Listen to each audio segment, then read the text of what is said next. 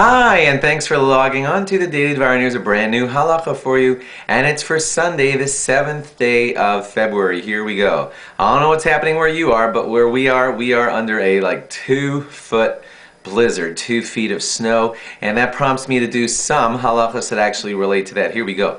You know that sometimes people come in from the outdoors in the snow, and they dress up in all kinds of gear, like weird kind of hats and goggles is over the top, but boots and everything, and then they come to shul, right?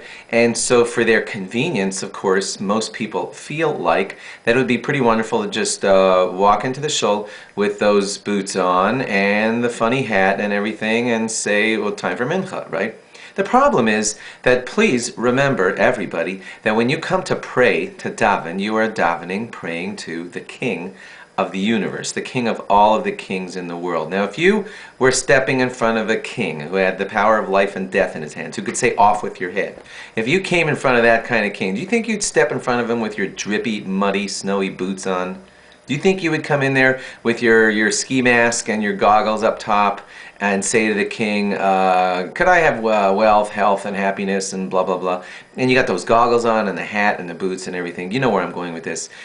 Dress warm when you go to shul, dress for the winter when you go out in the winter, but you got to have a proper pair of shoes prepared in the shul, a bag or whatever, ready to be put on so that when you daven, you're not wearing drippy, muddy boots, if possible, and not wearing a weird hat on your head. You are davening, praying to the King of all kings, and you should be always dressed respectfully for that. Kind of simple and obvious, but we all need a reminder to keep doing that. Thanks for logging on. Log on again tomorrow for more. Bye-bye.